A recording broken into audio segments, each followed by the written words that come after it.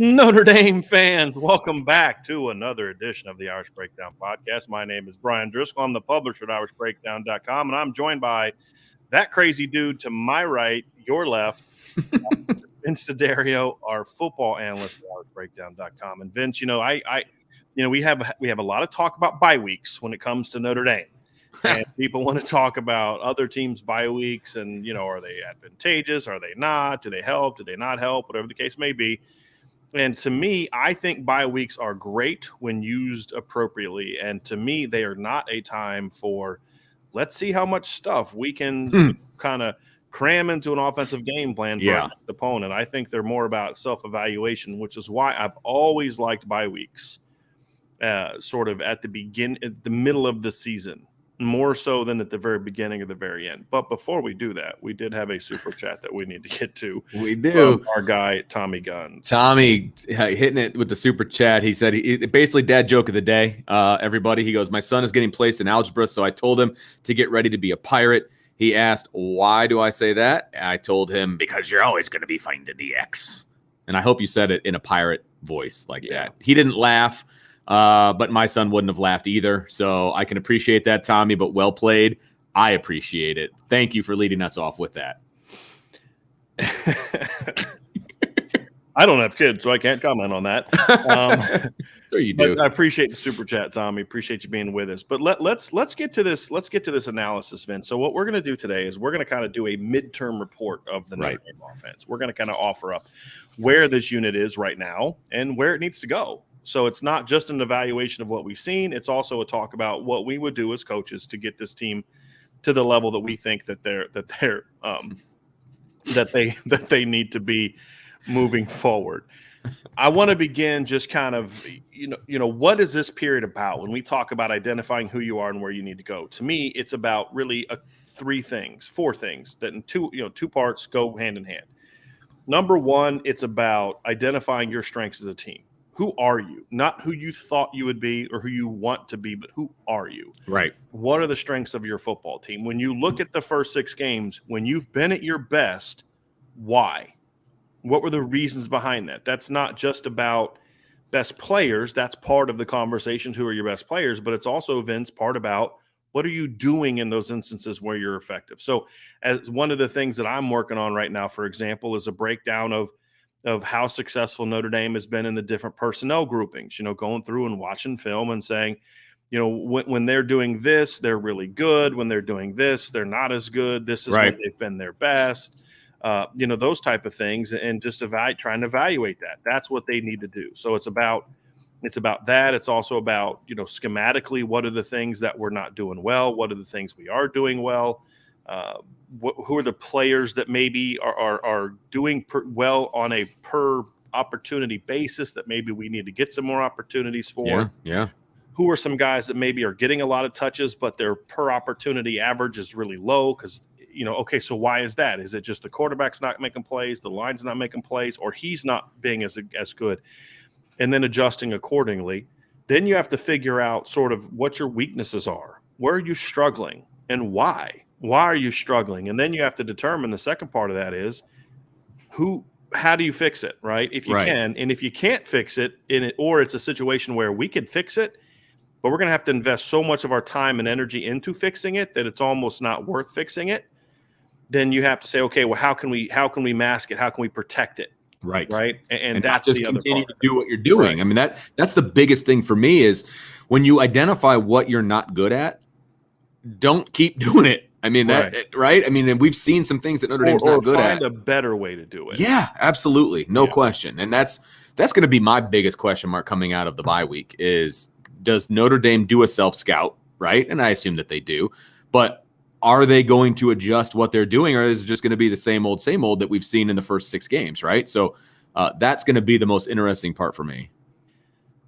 So that's where the offense is right now, and we're kind of doing the same thing. Right. When we look at what this team is and what this team should be and those type of things, we're going to try to do a very similar thing. So let's first, though, Vince, do what you you're a teacher. We have to do this, right? I mean, it's just it's right in my wheelhouse. It's a must. We got to offer up some grades, right? And then we're going to talk briefly about, who we kind of see as the first half MVP. and then we'll dive into more of those specifics. So let's begin, Vince, with some grades, and let's start at quarterback, because I thought you had a very interesting take when we were doing a little bit of show prep. I thought you had a very interesting take on a lot of these grades. So why don't you go ahead and share with the people what your quarterback is and how you came to the grade? Yeah, I'm really interested to see, because I shared mine with you, but you didn't share yours, not because you weren't wanting to, but I sent them to you. And I'm the boss. I don't have to share with nothing with you. No, you don't. No, you don't. And I purposely have not looked at your grades like after each game, because I didn't really want to know where your head was as far as grading was concerned. So I'm really interested to see where you go with some of these. But for quarterback, wow, Peter Brady. So for quarterback, I went C+. And my reasoning behind that is they're wildly inconsistent. And I'll have that exact same thought on a different position group as well. But when they're good, they're really good, right? I mean, Tyler Buckner, when he's good, when he's doing his thing, he's really good. When Jack Cohn's doing his thing and getting time and getting the ball out of his hands, he's really good. Mm-hmm. The problem is when they're not good, they're really not good. From a passing standpoint, if we're talking about Tyler Buckner, there's times when he's really inconsistent. And there's times when he rushes things. Same with Jack Cohn. There's times when he has to rush things because he's seeing ghosts, etc. And he's rushing things and he's not stepping into throws the way he needs to, right? And Drew Pine, look, he gets the team to score. It appears when he's in sometimes, but it's 9 of 22. Couple drops, I'll give him that. But you still can't win with a 50% quarterback either, right? You can even give him 11 of 22, right? That's still 50%. That's not good enough. So, but he's been really good at times. My question on Drew Pine would be: do we really have enough of a sample size to evaluate? And that's fair. And that's fair. And I think that goes to my point that they're inconsistent. As a group, as a room, they're inconsistent. When they're really good, they're really good. When they're good, when they're bad, it's really the offense doesn't move. So that's why I went C+. And I think Saturday was a perfect example of that in kind of two different directions. Obviously Jack Cohn didn't move the offense very much at the beginning, and comes in at the end and he basically leads them on another game-winning touchdown drive, his second of the year. And then, like we had a comment here from Jonathan about how, he would have Tyler Buckner as MVP and talking about how it gives him a spark. Well, Saturday was really the first time we've seen Tyler Buckner beyond a couple series. And, he was great in the first half, gave him a spark. Almost cost the team the game in the second half, him and the offense, not just him. So it's kind of like with Jack Cohn, we have a tendency to focus only on the things he does wrong and ignore the positives. With Tyler Buckner, some people tend to focus on the things he does well and ignore the negatives. Same thing with Drew Pine. That's the nature of the starter versus backup, right? Sure, the starter's held to a higher standard. But that has to be something that you consider if you're going to advocate for the starter to no longer be the starter and the backup to be the backup. And I think that, I think your grade is fair. I think that there's been – I would have probably gone C. I would have gone a little lower because, as you said, the bads are bad. I mean, the bads are pick sixes. Right. And that's not just Tyler Buckner on Saturday. Jack Cohn had one of those against They've thrown Toledo. 2 of them this year in 6 games. That's not okay. You've got missed opportunities, but then you've had some great moments. Jack Cohn was brilliant against Florida State. Had one of the best quarters of quarterback play Notre Dame's had in 20 years. Going 8 for 8 for 164 yards and 3 touchdowns in the third quarter against Florida State. Has the comeback against Toledo. Has the comeback against Florida State. But then there's a lot of, dude, what are you doing going on there? Drew Pine, again, incomplete is what his grade is, because I just don't know if we've seen enough of him over a long period of time to say what he has or hasn't done. And so when you haven't played a lot, you're going to have a 50% completion rate when you've had 2 or 3 balls dropped. Sure. And you're working with a group that you don't normally work with too. And I think that's important to understand, because the ball comes out of every quarterback's hands differently. And it's not an excuse, but it is something to consider. That's all I'm saying. Yeah. I mean, you can say it's not an excuse, but it's a reality. Right. And the reality is he let's just say he's had 3 balls dropped, right? Would you say that's fair? He said 3 balls dropped that should have been caught. Those 3 balls get caught. It's 60. He's up to 60%. That's the reality when you've only thrown 30 passes. Right. So those are the things you look at and you say, okay, he's 50%, but at 50%, he has the same yards per attempt as Jack Cohn. who's completing 61.7%. So we could get into this numbers game all Sure. day. Absolutely. The reality is the quarterbacks have not played good enough on a consistent basis. And if they're going to take a step in the second half, we can talk scheme and things that Tommy Rees needs to change and all that other kind of stuff. But at the end of the day, quarterbacks have to play better. They have to get more of the good and less of the bad. That's what needs to happen. And whoever the quarterback is, if they think that they're going to roll with 3 quarterbacks and keep doing this, I think they're mistaken. I could be proven wrong. I think they're mistaken. They got to pick a horse, they got to ride that horse, and they got to build the offense around him. Because these kids are too different to continue to think you can do this. Because if you're going to rep certain things only when Tyler Buckner's in the game, that means you're not getting the number of reps you need to be good at it. Because you're not doing those things when Jack Cohn's in the game. Good point. Running back. Yeah, this is am I going first every time? Is that how we're going to do this? Okay, cool. So this is my highest grade. I'll flat out tell everybody, and because I think that they have done the most with less. I think that the talent level is elite. I think that I could make an argument that, Williams and Tyree are two of the best. It's the best 1-2 punch in college football. The problem is they don't get a lot of help up front, and that's not their fault. I can't knock the running back position because of what the O-line is doing. Okay. Now, there were times when the running backs were a little bit too aggressive. They were a little too quick to the hole. I thought that their patience has been a lot better. I thought from a depth standpoint, getting Logan Diggs in was huge because now, they're even deeper now. They're 3 deep because I don't know what we're going to get from Sebo Flemister. He's in the doghouse one day. He's not in the doghouse another.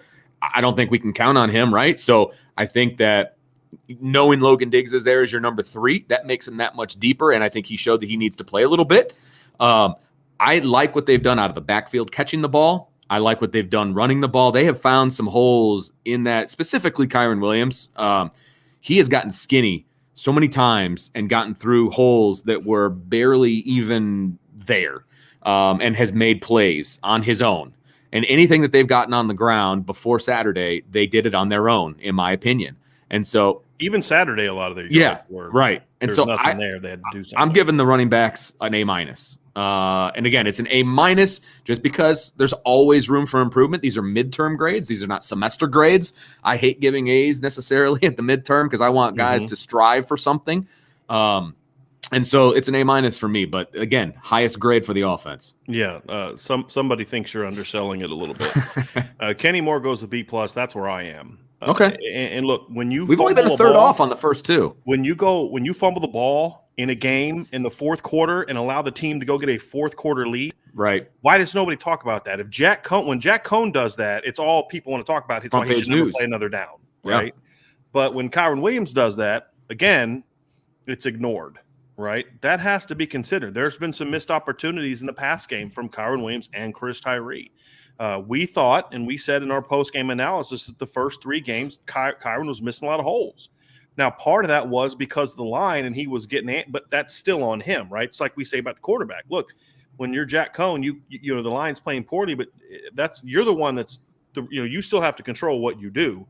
And to me, when I look at Kyron, I think that B+ is where we need to go because of that big fumble. Again, that almost cost them the game against Toledo. And if it wasn't for Jack Cohn rescuing the offense after that, then, Notre Dame's got a loss to a MAC team on their schedule this year, right? And so that's why I can't go with the A or the A-. I have to go B+. I think there's been some inconsistency in the pass game, pass catching game, and also in the pass blocking game. Now, Kyron's been mostly really good in the pass game.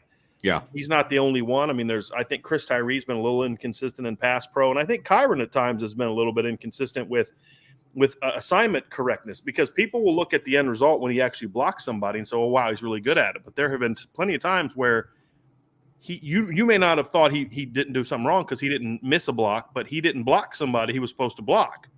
He went a different direction. And I can look at it and say, based on the way that the line protected, I don't think that's where the running back should have gone. So that's where part of it comes from. So maybe I'm wrong on some of those. And if I am, that means the pass protection is being taught even worse than I think it is. But that's why I have to go B+. It's without question the best part of the offense, without question. So I'm only offering some negativity just to kind of counter the great things you said they've done. But it's been a very, very good group, and for the most part, they have been making something out of nothing all year. Exactly. The few times they have had room to work, they have ripped off huge plays and run for a bunch of yards, which we saw Saturday. But you think of the Kyron touchdown run against Toledo, you think of the other touchdown run he had against Purdue. You give him a little bit of time. Yeah, and the one he had against Virginia Tech, that touchdown run was that was all Kyron, man. That was making plays. That was impressive. So. Agreed. Tight ends? Yeah, we're going receivers next. Oh, we're going receivers? Trying to have me give grades first. Don't try to play me, buddy. All right, we're going receivers next. All right, you are going to offer your grade first. Okay, wide receivers. This is where I also think that they've been wildly inconsistent as a group. I think that, obviously you have drop balls. You had the lack of the 50-50 ball wins early on in the season. If you look at Austin, I mean, great game, terrible game, great game, terrible game. Like he has been. Now I give him credit for bouncing back, right? But you can't have those valleys, right? You cannot have those valleys when you're supposedly the number one receiver on this team, right? You have to be more consistent. Braden Lenzy has been inconsistent at times, but he's also come through in the clutch. I mean, he had 2 big catches on that touchdown drive against Virginia Tech going down. I mean, those were huge. They were first downs. He made good plays, didn't go out of bounds, got some extra yardage. So he's been inconsistent, though. The only one that I would say has not been inconsistent is Avery Davis, and he hasn't been perfect, but he's been reliable. Been the most steady, and he's had his fair share of big. I mean, to me, Avery Davis has been their best receiver so far. Yeah, I agreed. Absolutely. Because he has made big plays. He's got the 62-yard touchdown. He had a 37-yard gain on Saturday. He's made plenty of plays. He's second on the team third on the team in catches. Kyron Williams is number 2. And he's tied for he's third in yards. I mean, he's been really good. He's 18 catches, 307 yards. 17.1 yards per catch and 2 touchdowns. I mean, that's 36 catches for 614 yards and 4 touchdowns through the regular season. That's the pace he's on. That's a heck of a year from Kyron Williams. Sure. So, but yeah, I think the consistency is the big thing. Yeah. Yep. The consistency absolutely. And the drops in situations where we're not even talking about drops in contested situations. We're talking about just flat drops where you're wide open and you got to catch balls. I mean, you think of the Braden Lenzy drop. You think of the Kevin Austin drop. I mean, some clutch moments. I think the blocking has been a little inconsistent as well. That's why I would say that's another reason you need to do more RPOs, because this is not a great run blocking group of receivers. That's fair, yeah. And again, we've talked about route running's been inconsistent, at times poor, mediocre cornerbacks. I mean, the fact that your best receiver got taken out of the game by a backup cornerback from Purdue because he was physical with him says a lot about the coaching that's happening with this group. Right. Yep. So I'm going C. Oh, I didn't even get my grade. C minus for me. C minus. I'm going C. Oh, this is one I'm actually higher. Yeah. Just because I do think the big, it's kind of like a lot of things you're doing, down here at the DF level, but you're making a ton of huge plays. I mean, really a lot of big plays. I mean, Kevin Austin's made a ton of big plays. Avery Davis has made a ton of big plays. Braden Lenzy's made a couple of big plays. That's why I'm going C. I'm kind of like right there in the middle. And again, now the second half of the year, it's about, build on, continue to make those big plays. But you got to get rid of the other ones. Some of the mistakes and clean up your technique. This unit has a chance to be really, really good. Yeah. So let's go tight end, Vince. Tight end for me is a mixed bag. Again, I have to remind people, this isn't a Michael Mayer grade. This is a tight end grade. And you have to account for all 4 tight ends that have played so far this season. And that's why this grade is not maybe what people expect that it's going to be. It's not a terrible grade. I gave him a B minus. I originally had a B plus, and then I started thinking about the blocking and the lack thereof from the tight end position. And look, you're at the University of Notre Dame, and it's clear that they want to run 12 and 13 personnel, whether I like it or not. Well, if that's the case, you got to block, and you have to be better at it. And that includes Michael Mayer. And Michael Mayer has been, arguably their MVP. I see a lot of people putting him down as their MVP. I get that, but his blocking has been inconsistent at best. And so you cannot give him an A at all. And B plus, I thought that was my gut. And then I was talking to a buddy of mine. He's like, really? B plus? I don't know that you want to go that high. And we started talking about, it's like, you're right. They're not in C in territory for me. So they're B minus for me. Mhm. I just think that there's stuff that they can improve on. And I will also say, originally you talked about, hey, guys that aren't getting enough targets, aren't getting the opportunity we think that they should have. Throw the ball to 85. Right. If you're going to have them on the field, throw them the ball. Okay. Right. That's what I want to see. So as far as guys getting an opportunity, this is the first one for me where I don't think somebody's getting the opportunity that they should have. So B minus for me. I'm going C plus. Michael Mayer's been an absolute monster in the pass game. He's had incredible clutch moments. He's actually it's between him and Kyron for first half MVP. I haven't actually picked one. I'm kind of giving him co-MVPs. I think Kyron's been a little bit more consistently productive in run and pass. Michael's been a beast in the pass game. Yeah. He's had some clutch moments too, making plays in big moments. But the drop at the end of the Florida State game in regulation was huge for me. Yep. And the fact that he's been a mediocre blocker at best, and the whole tight end group as a whole has not blocked well at all, and the fact that you've got one catch amongst the rest of the group, to me, I can't give him a B. I mean, because even Mayer, who's been a monster in a lot of ways, he's got to come up bigger in that Florida State game, right? You need your beast to come up in those moments. But then he kind of redeemed himself a little bit that next week and got open for that huge play to win the game against Toledo. So it's been kind of a little bit of a mixed bag. But now I don't blame them for getting the targets, though. That's not fair to the other guys. It's not just them. It's not just the play calling. I mean, I'm watching plays where George Takis is falling down as he's getting rerouted. Okay, you know what I mean? That's on him. All right, that's fair. So, but then you look at the blocking, and it's like, has anyone blocked well? I thought George Takis had a really good game against Virginia Tech, but other than that, can you think of one game where you're like, man, Michael Mayer really blocked well today? It's a pretty big part of the tight end position. Yeah, and I had issues with Takis and some of his technique in blocking, but he was way better than he's been. So I'm not going to argue too much with you going B minus. Mine was a C plus. I mean, that's kind of again, we're a third away on most of these, which I mean, so B minus looks better. Yeah, and part of me too is I am grading a little bit on a curve. I'm gonna be honest with you. My expectations relative, production relative to expectation. Absolutely. So let's go O-line, Vince. Okay. Well, this is the one where you kind of called me to the carpet, and you were absolutely right. Again, my buddy was sitting right next to me as we were texting back and forth, and I actually did the math on this, and I originally gave them a D minus, and somebody else put this in the chat earlier, about the fact that they gave him a D or a D minus because of the effort that they put forth in the Virginia Tech game. And that's why points for doing what you're supposed to do. Yeah, no. That's what, and I did that. I gave him a D minus. I was like, well, I'll give him credit for doing that. And then Brian texts me and he goes, if you fail 5 of the first 5 tests and you pass the 6th one, do you have a passing grade? I was like, yeah, man, of course you do. And I get out my calculator. I'm like, okay, 50% times 5.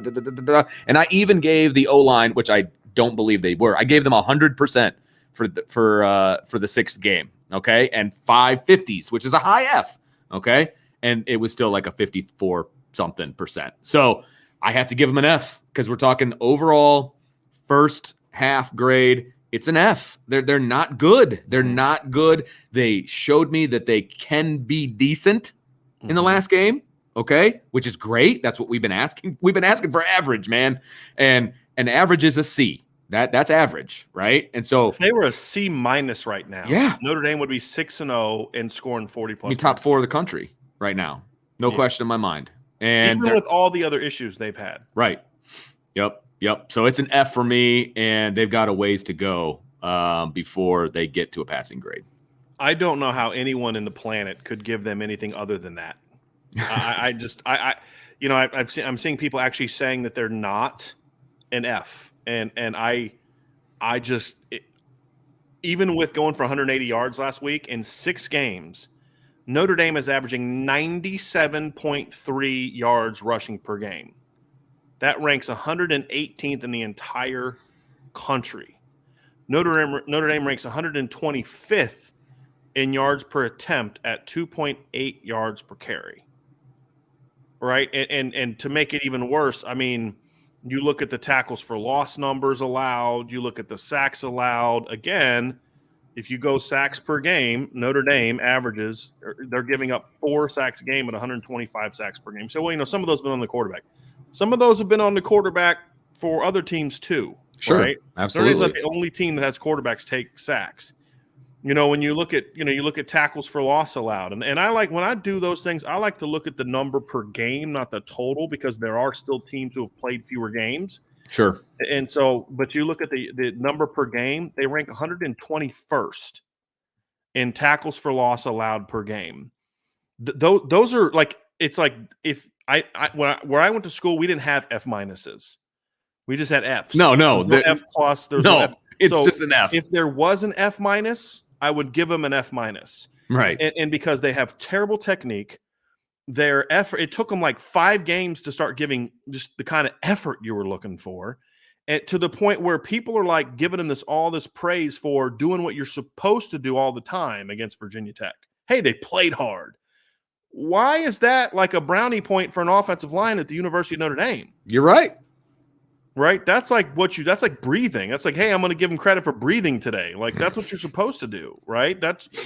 So it's been bad. Now, having said that, and we'll dive into this a little bit as we go, Vince, but am I encouraged by what we saw against Virginia Tech? Heck yes. Yeah, absolutely. If they can just mistakes and all, technique mistakes and all, if they can repeat that performance but eliminate some of the dumb penalties,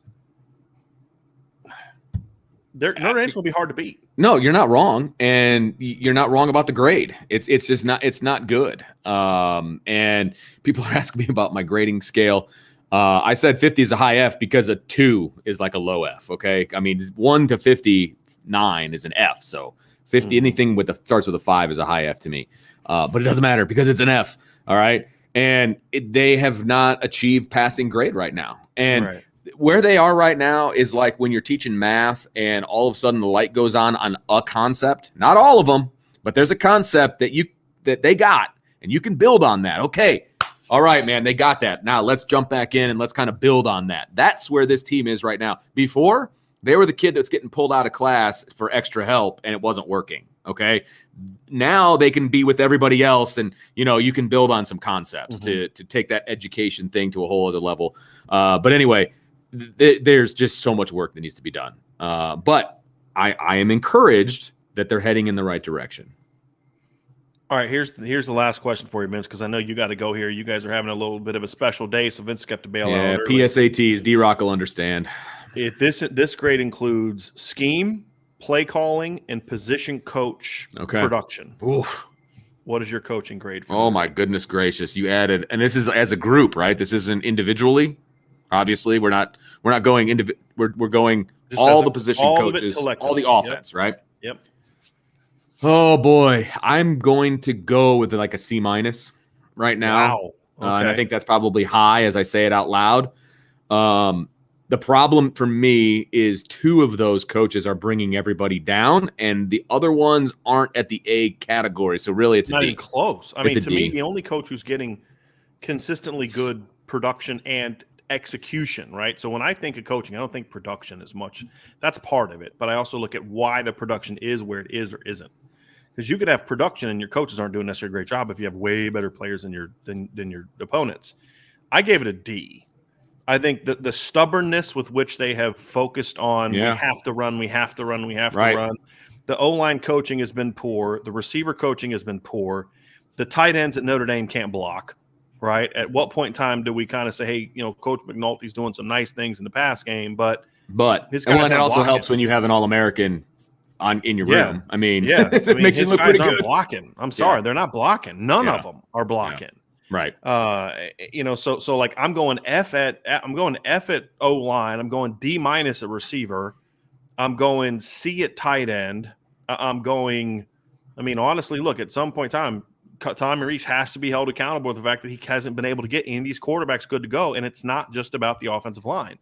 So I'm at best a C there. I think Lance Taylor's done a pretty darn good job. I give him a B+. I think he's the leader of the pack, yeah. Yeah, no question. I'm frustrated that we needed to see an injury before we finally got a chance to see Logan Diggs. Sure. Because that may not be him, though. Talked about. That may not be him. Can we say that or no? Based on what I'm hearing, it's not. It is partly position him. Coach. Okay. Yeah, it's partly him. Okay. especially since Tommy Reese and him have a great relationship. If Lance Taylor was in there pounding on the wall for saying, "Hey, we got to figure out a way to get Logan Diggs into this game," I think they would have got him into the game. So, but I mean, overall, B+ is pretty good. I think you could argue A- because I think they've done a lot of creative things with the running backs, getting them involved in the pass game and things like that. I mean, I may be a little too harsh on him, kind of maybe dinging him a little bit for more not getting number twos, for not getting Chris Tyree more involved when that maybe something that should go on the play caller. Right. So if you were going to tell me, no, Lance is an A- or whatever, I wouldn't argue with you. I'd give him a B+. Because we're just talking about his on-field coaching ability, right? We're not talking about recruiting. We're not talking about anything else. Right, just how they're coaching. Yes. Right. So I got to go D. That's fair. I got to go D. That's fair. I started moving myself down as I talked it out. That's why I have a buddy, Tommy, that I talk to kind of talk things out a little bit. But anyway, that's me. I got to go. I have to go monitor. So I will talk to everybody tomorrow. It's so much fun. It's the problem with having a big voice. I have to read to an entire gym full of people. So I will talk to everybody tomorrow. Peace and love, everybody. All right, so Vince is now not with us, but we are going to continue rolling along with this. So I think for me, the second half of this podcast is going to be focusing on just kind of taking a look at where Notre Dame is right now from a standpoint of, what are your strengths as a football team? What are your areas that you need to build around moving forward? And I think that's kind of where I am. And when I look at this offense, you start thinking about strengths. I start looking at the depth of skill. I mean, you bring a kid like Logan Diggs off the bench. He hasn't played a down in his college football career, and he looks like a seasoned vet. Audric Estime could probably help there. Plus, you have Chris Tyree, and you have Kyron Williams. You look at the running back, the receiver position. You're getting low on numbers, but you still have a lot of playmakers. I mean, you've got Avery Davis, you've got Kevin Austin, you've got Braden Lindsey, Lorenzo Styles is coming along. Deion Colsey is a talented player. There's a lot of weapons there, plus tight end. I think the biggest thing for me is this is a team that is very, very deep when it comes to skill players. That's a strength for me. I think that they can be very multiple with how they line up. That's a strength for me. I think that they have a lot of vertical speed. I think they have a lot of big play ability, as we've seen all season. This has been a big play offense all year. I think that is definitely something that I would build around as you look at it. And you talk about, what are the weaknesses?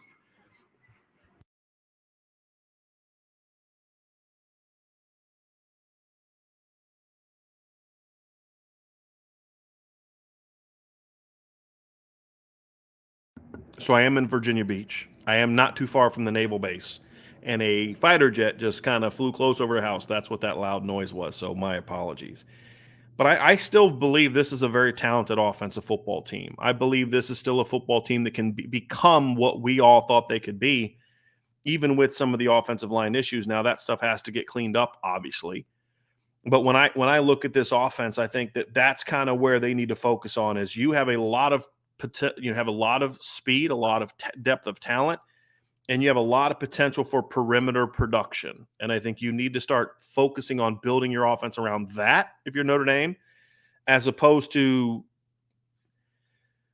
the stubbornness with which they have forced the run game on to people. And when I look at the game on Saturday, for example, Notre Dame, for whatever reason, decided they still needed to do 12 personnel. And honestly, if it wasn't for Mitchell Evans getting kicked out of the game because of the targeting, there's probably a good chance that they'd play even more 12 personnel. And I don't understand it, because the game on Saturday told the same exact story that it's been telling all year. And that is, this is not a team that needs to be built around 12 personnel. And it's honestly not even about the tight ends. I mean, they're not playing well, but it's more about, you're not building around your best players for this team. You're also, when you go 12, 13 personnel, you're putting more emphasis on the offensive line, and your play calling out of 12 personnel has left a lot to be desired. And to me, that is something that has to be addressed and has to be focused on more than what it has. And so when I look at this unit, I say, when I look at this offense and say they have to stop doing so much 12 personnel, the numbers to me back that up, in my opinion. And so, like on Saturday, for example, Notre Dame ran 13 plays out of 12 personnel. 10 of those 13 plays were runs, 3 were passes. That's actually more balanced than we've seen out of that personnel group. And then you look at results. Okay, what were the results? So Notre Dame ran a lot more 11 personnel on Saturday. A lot of the 11 personnel came after Mitchell Evans got hurt. The whole final couple series were 11 personnel, and they had 46 plays for 307 yards. Okay, and that includes an interception. That's 6.7 yards per play. It's good. Not great, but good. Then you look at the 20 and 21 personnel. They actually did some 20 personnel on Saturday, which I was super pumped about. And that is where it's 2 running backs, 0 tight ends, and 3 receivers, which is I loved seeing that. They had, by my numbers, they had 9 plays of 2021 personnel for 52 yards. That's 5.8 yards per play. And again, part of those 2 things include interceptions. So obviously that's going to kind of bring that grade down a little bit. So when you look at the overall numbers and you say, the non-tight end emphasized personnel groupings, Notre Dame had 359 yards on 55 plays. That's good for 6.5 yards per play. Then you look at the 12 personnel stuff, and they have 42 yards on 13 plays, 3.2 yards per play. I took 13 personnel out because they were in 13 personnel goal line, short yard goal line situations, which is going to naturally bring your yards per play down. So I didn't think it was fair to focus on adding 13 personnel into that. I thought that was something that would skew the numbers in a way that would make it seem like it's okay. Now I'm purposely trying to skew the numbers, but I mean, it's been this way almost every game. When I break the numbers down, almost every game you're seeing it where 11 personnel spread the field. They're way better. They're way better in the run game in those instances too. This is not just about the pass game. When they finally have tried to run the ball out of 11 personnel, they have been much, much better. And that's just something I don't understand why they have been so stubborn to not be willing to do that. And so to me, that is an area where when I look at this football team, I feel like they have to become more effective playing out of 11 personnel almost exclusively. Now, one of the counters to that is going to be, so for example, just to give you some idea, on Saturday, they ran for 180 yards. 118 of those yards were out of 12 personnel or 11 personnel, and that was on 24 carries. Okay, that's starting to get into some good numbers. Now, part of that was you had a quarterback in there that could run the football, and so it helped you be more effective there. But that's something they have to figure out. How can they run the ball out of 11 personnel with Jack Cohn in the game? And to me, people say, well, the running game's not good with Jack Cohn in the game. It hasn't been for the most part. But I don't view that as a Jack Cohn problem. I view that as a coaching problem. So when we look at the changes that need to happen over the second half of the season, that right there is the biggest one. They have to figure out that they have to embrace the fact that of 2 things, okay? Really 3. Number 1, your offensive line is not going to be world beaters the second half of the season. Can you build on what you saw in the Virginia Tech game? Heck yes. If they play like that the rest of the year, can this team run the football? Heck yes. But they're not going to be last year's offense. And a perfect example of why I'm so against this stubbornness is you look at it was the drive in which Tyler Buckner threw the interception at the end of the game.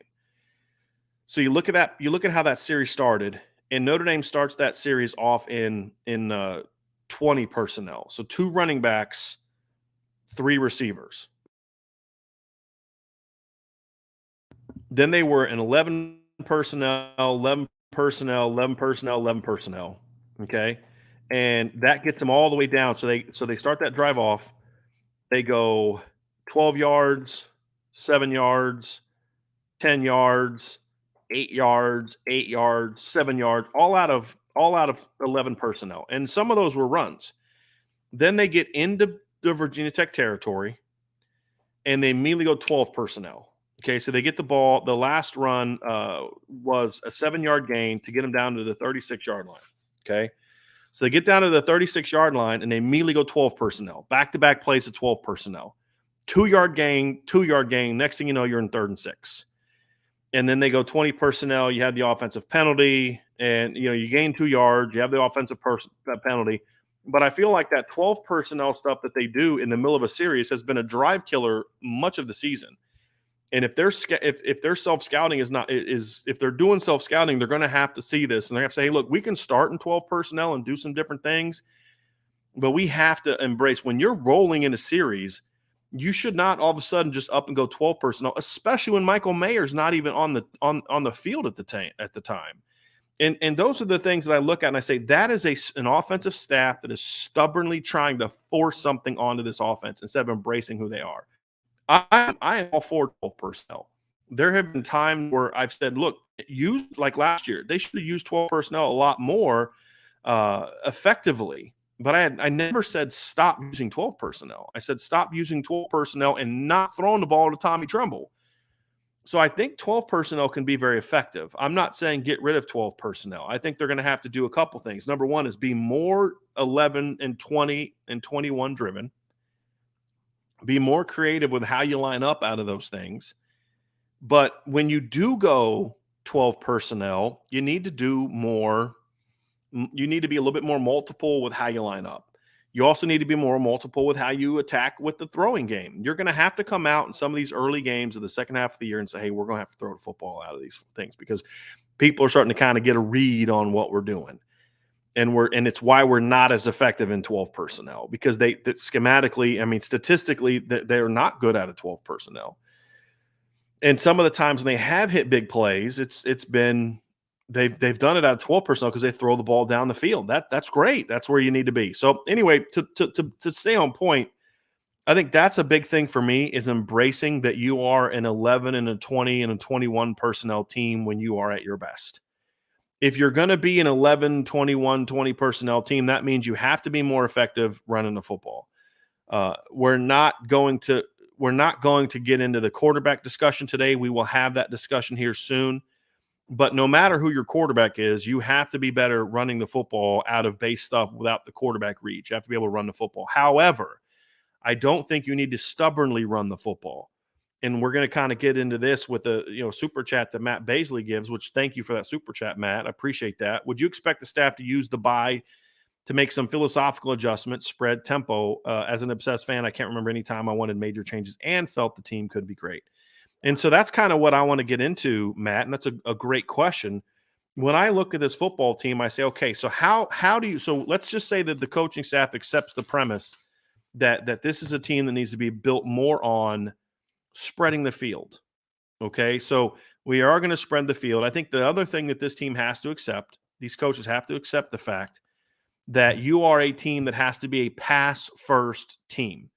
Now, what does that mean? That means you're building your offense around the pass, and then you're going to use that to be obviously explosive, to move the football, to do all those kind of things. But you're also using the pass and then building your run game into the things that are going to make you effective throwing the football. The problem that I have with what we've seen on offense is they go 11 personnel mainly when they want to throw.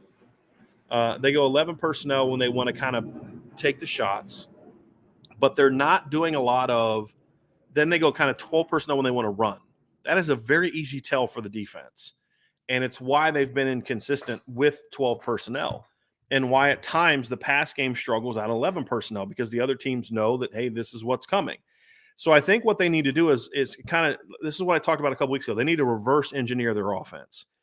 And as I've said in the past, with most teams, what you'll do is you'll go into a game plan and you'll say, hey, look, here's how we need to run the football this week. Here's the formations we like that we think give us personnel advantages, able to manipulate the defense from an alignment standpoint, a leverage standpoint, a number standpoint, all those different things. We're going to build our game plan around that, and then we'll build our pass game around those those formations and alignments and concepts and things like that. What I'm saying they need to do is they need to go into every game and say, how can we exploit this team throwing the football? How can we get our best athletes on the field on a more consistent basis and make sure that we're spreading the ball around effectively, okay?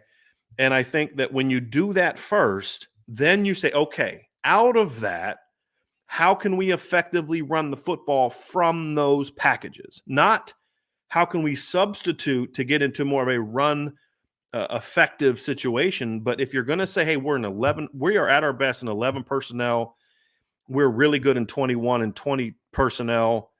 Those are when we're at our best. Okay. So build your offense around that, pass game around that, motion guys, movement, all those type of things.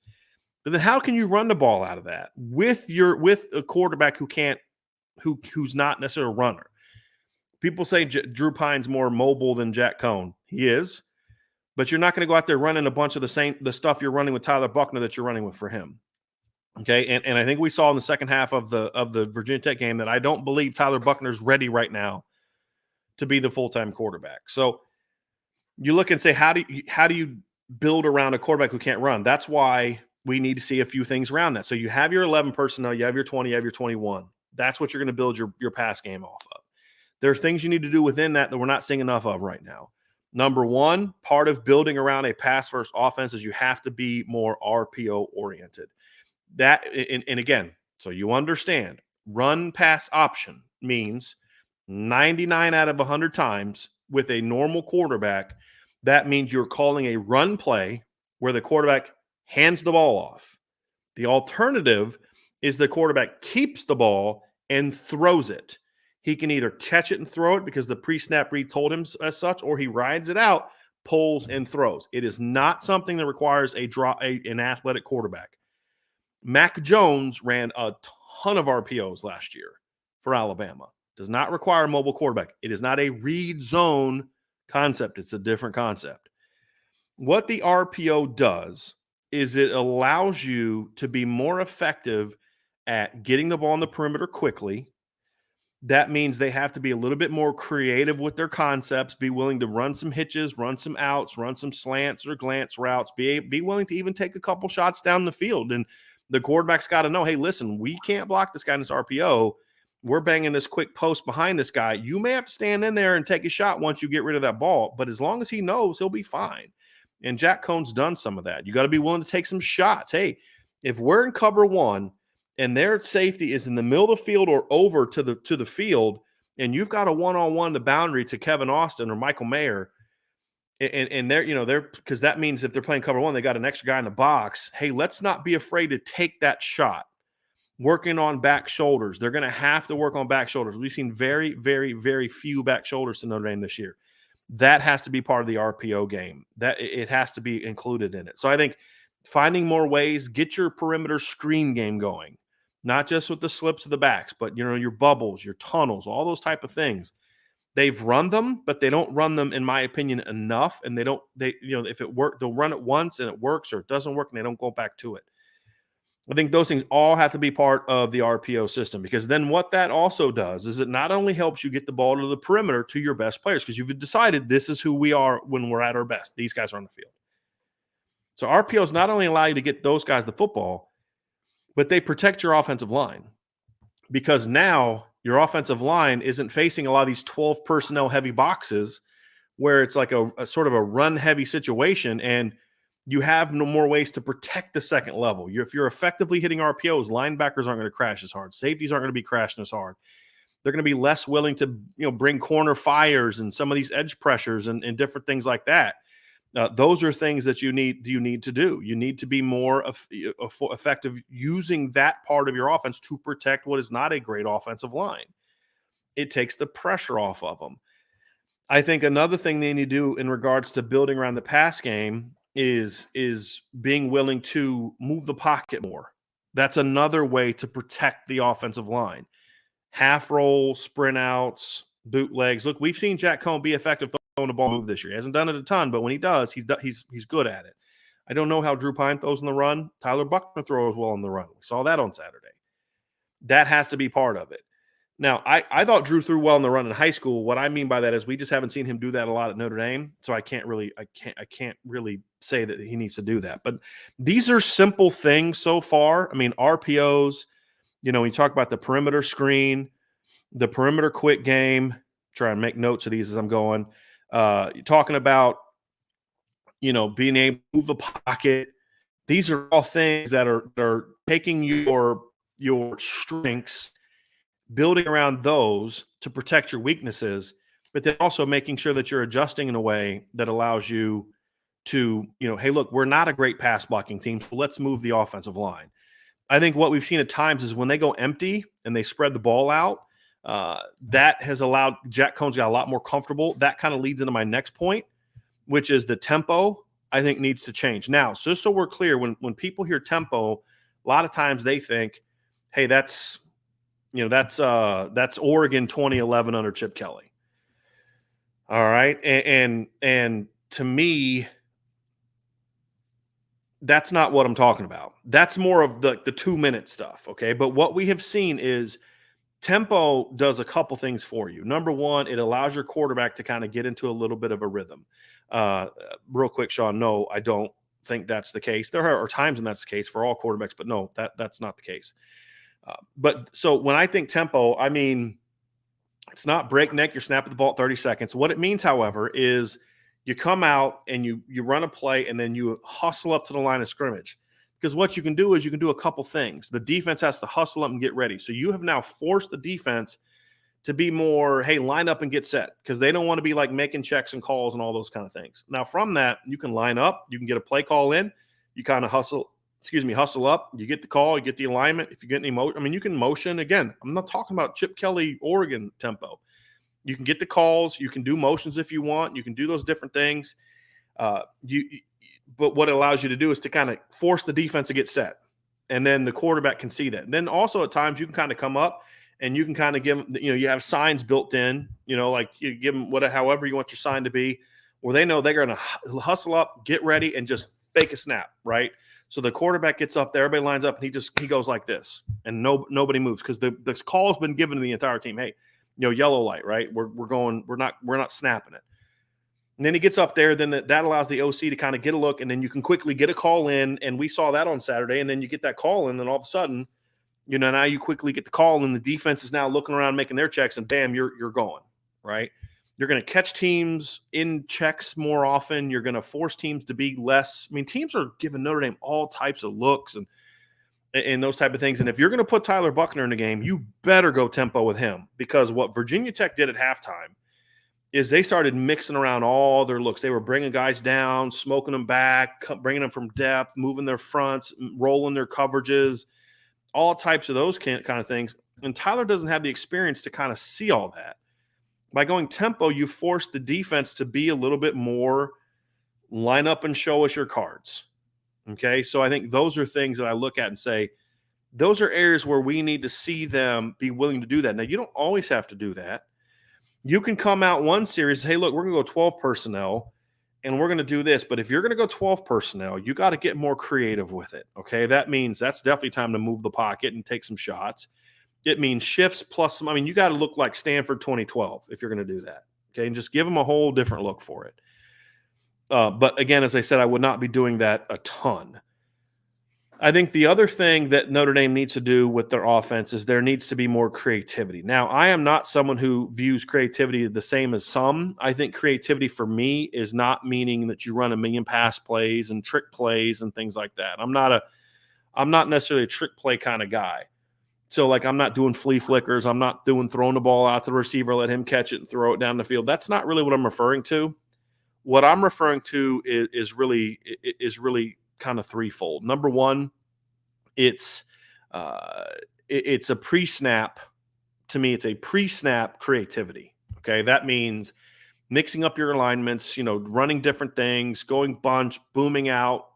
That means kind of lining up a bunch, and then a guy goes out or somebody goes out. It means pre-snap motions. It means different formations. It means just all types of things where the defense is having to look around. Put Kevin Austin in the boundary one play, and the slot the next, and the outside to the field the next, that kind of thing, right? Creativity. So where they don't always know where the quarterback's going to be. They don't always know where Michael Mayer is going to be. They don't always know where Kevin Austin is going to be. They don't always know where Kyron Williams is going to be. I think that's a pre-snap creativity that I would like to see. Part of that too is you can do that with tempo. Going tempo does not mean that you can't line up and do that. Okay. The next part of creativity is being more creative with spreading the ball around from a game plan standpoint. It means making sure that, yes, you have to have plays built in your offense for Kyron Williams and Michael Mayer and Kevin Austin. But if you don't have 4 or 5 things that we're going to do as an offense, and I'm saying, like, looking at it from a coach's perspective, If you don't have 4 or 5 things that you're doing where you have legitimate, like we are going to get Braden Lindsay the ball in these ways every game, and then you're not doing this right, in my opinion. And so when you look at a guy like Avery Davis, or excuse me, Braden Lindsay, I think we can all agree that Braden is not yet a natural wide receiver, meaning he's not running routes like Avery Davis. He's not a precision route runner. He doesn't have great hands. Yes, he made the contested catch against Cincinnati, but that's sort of been an anomaly based on what we've seen from him. He's not a guy that's just going to look like Marvin Harrison running routes, but what he is a dynamic football player. We have seen him in college be a dynamic football player. This is a kid that has a 51-yard touchdown on a reverse against USC. This is a kid that has a 60-yard touchdown on a jet sweep, and we have seen him do none of those things this year. That's a coaching problem. And so to me, if you don't have a reverse, a jet sweep, and at least 2 screens built in for him every game, plus there's some RPO stuff where I'm going to isolate him and say, hey, look, so that's the 5th way, is RPOs where, you're lining up maybe Braden in the slot because we're going to read that field slot guy. And if he comes, I'm just pulling and throwing a hitch to Braden right there in the slot. He's got a little room to work. Those are 5 easy things to do that you have to do with Braden Lindsay. And if you're not doing that, you're not doing this coaching thing correctly. And so, when I look at it, I say they're trying to ask him to be nothing but a vertical threat. I think, yes, he needs to be a vertical threat, but he's not just a run your route tree wide receiver. He's not. If you're only using him to do that, you're not using him correctly. I think Braden Lindsay could be a huge part of this offense in the second half of the year. But that's only going to – and we say, well, he needs to catch this ball. Agree. He needs to do things better. But my point is you're not using him in a way that allows you to take advantage of his full skill set. That is a coaching problem, not a Braden Lindsay problem. So I'm going to look at this and say, if they don't find ways to get him touches in different ways every single game, then that tells me this staff is stubbornly sticking to their pro-style offense. I will say the same thing about Chris Tyree. I think Chris Tyree is a good running back, but I think the fact is you're when you're only using him as a running back, you're not using him as effectively. They did a little bit early against Virginia Tech where they got him out in space and ran a little pivot route, and Tyler Buckner just missed him. So that gives me some hope that they'll start doing that a little bit more. But when you go 20 and 21 personnel, you've got to be able to use him and Kyron Williams in different ways in the pass game. Those are absolutely things that they need to do. So when I look at Braden Lindsay, when I look at Kyron Williams, when I look at Chris Tyree, I add those guys together. To me, if there aren't 10 plays a game being designed for them, that's a coaching failure. Because here's the thing. When I talk about building around the pass, a lot of coaches will say there are certain things you do throwing the football that are considered extensions of your run game. And so to me, this is what Notre Dame needs to be. Those perimeter runs, the jets, the reverses, the little quick outs, the screens, those are all extensions of the run game, where at the end of the game, Notre Dame may only run the ball for 115 yards. But if you add all those things up, you're talking about over 200 yards of run type of things. And that's called building around your strengths, building around the pass game. Even though you're not handing the ball off, you're doing something that's accomplishing the same thing that a perimeter run would do. And so I think the other part of creativity is they have to be more creative in the run game. And they have to have 5 or 6 concepts they use every game without Tyler Buckner. Now, they had some creativity with Tyler Buckner in the game, and that's fine. But you have to be able to have some of that with Jack Cohn in the game too. And we're not seeing that. That RPOs are part of that. The other parts of that too are jets, right? We talked about that. Reverses, those are all part of being creative in the run game. But it's also about, what are some things we can do that can protect the line. So thing we saw a good run, one of the good runs we had earlier in the year, we saw Chip Long would do this, is, when teams would kind of scream, pull, you got pulling guards, they pull this way and you send the back that way. It's the play that Dexter Williams had a 50-something yard touchdown on against, was it USC back in 2018? We've seen them do that. Well, that only works if you're actually running buck sweep. To me, we need to see more left-right called runs. Now, I know this seems counterintuitive to what running game has been a long time, but when you have backs that have the vision and explosiveness of the backs that Notre Dame has, and some are vision, some are explosive, some are combinations of the other, you need to have more things that allow them to be patient. And so you saw that on Saturday where the backs were super patient and they were letting linemen get a body on a body, and then they were finding that crease and they were hitting it. To me, one of the great parts of the 2017 run game is they were great at running those buck sweeps and those G schemes, but especially the buck sweep. So a buck sweep is essentially here, so I can see, kind of draw this up a little bit. This is going to be a real generic version of it, but basically a buck sweep is a play where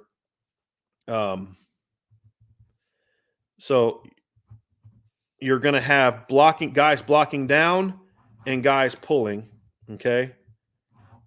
So essentially this is a buck sweep, real generic version, okay? So you can see over here, you got like the tight end blocks down, he pins, it's just a pin, right? Pin down, pin, and then pull. That's the pin and pull concept. What you're doing is you're creating run gaps. So then it's an outside zone. Auburn used to be great at this when Gus Malzahn was more of a play caller than he was a head coach.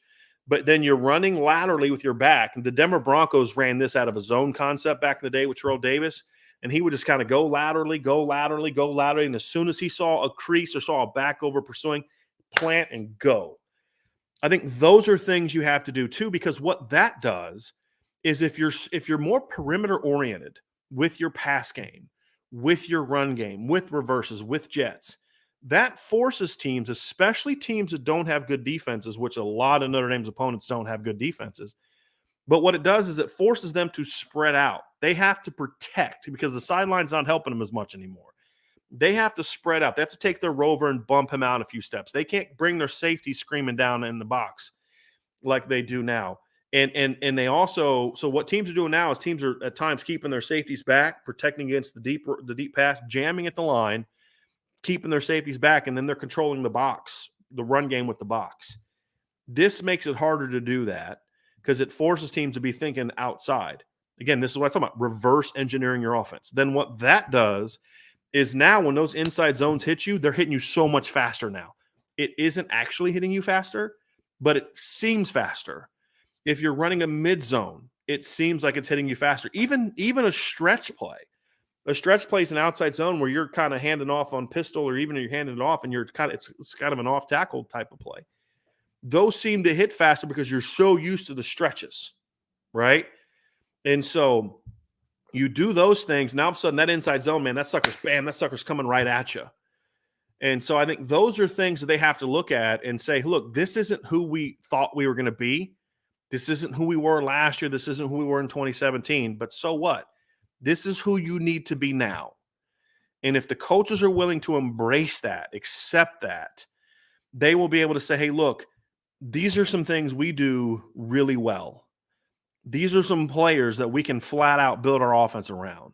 We have to do that. We have to reverse engineer our offense and start. And here's the thing. Everything that I just showed you and everything I've talked about is already part of the offense.